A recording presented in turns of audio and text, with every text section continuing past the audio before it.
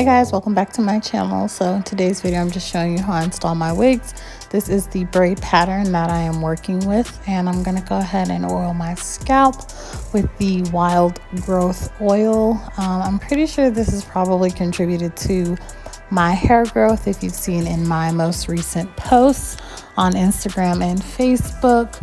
I cut my hair in about 2019 in August, and now it has grown tremendously long. So this is just kind of how I do like my wigs and my wig maintenance and anything like that. So yep, so I'm just going ahead and oiling my scalp just to make sure that it's nourished.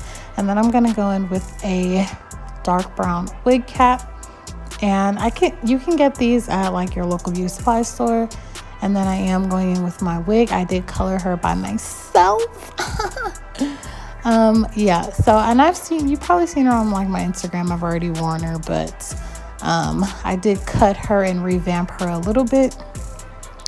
So now I'm just adjusting the wig to see where my wig cap needs to be and where I want to place my wig, which is why I did my braids on the side part, so that I can go ahead and just adjust everything.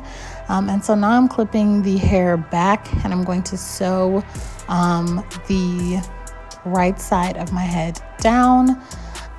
So I haven't done an install in a long time, but I decided that I was going to actually sew this wig down.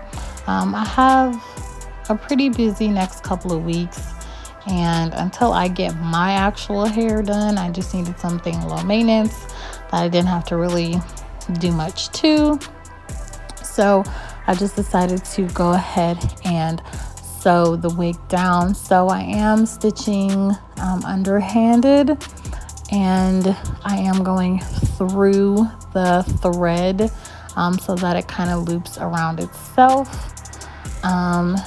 And I'm just trying to make sure that it's tight, but not too tight. Like, I don't want to not have any edges when I'm done. So yeah, we're just gonna make sure that it is a little bit loose, and the other side isn't sewn down yet, so I try to make sure that it's completely like completely flat. So I am going to go ahead and cut the thread off of this side, and then I'm going to move on to the next side, doing the exact same thing.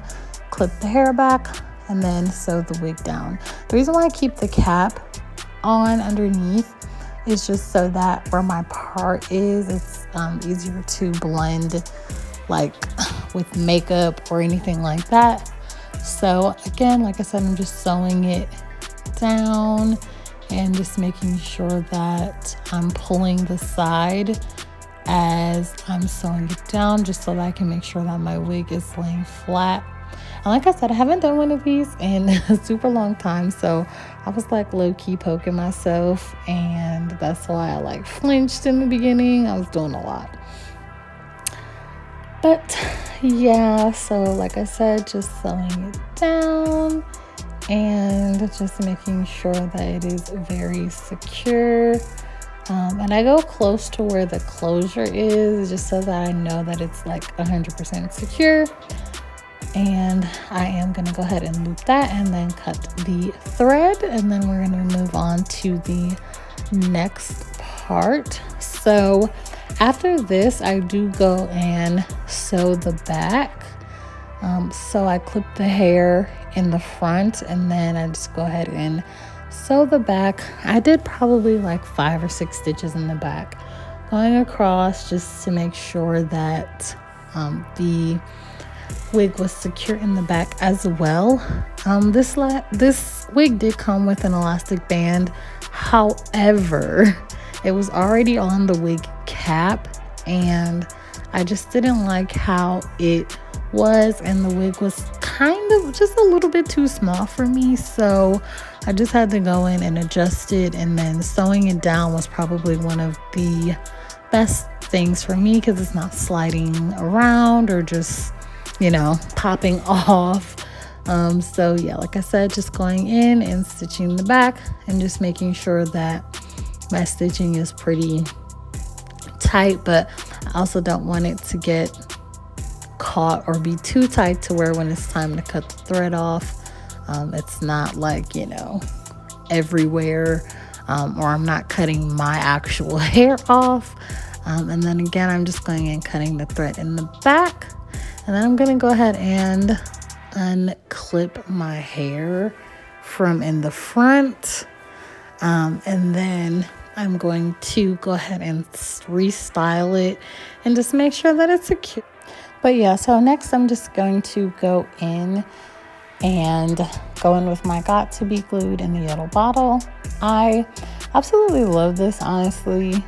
And so I just clip the front back where my closure is, and then again I just apply it like wet. I don't let it dry or anything. Because I apply such a thin layer, it dries pretty quick. So just go ahead and squeeze a little bit on my hand and just use my fingers. I know people say that when you use your fingers it turns white. I haven't had that problem, so I low-key think they be lying, but you know, it is what it is. So I'm just gonna go ahead and spread that out, and then I just go in and lightly place my closure on top, and then I press it down with a comb.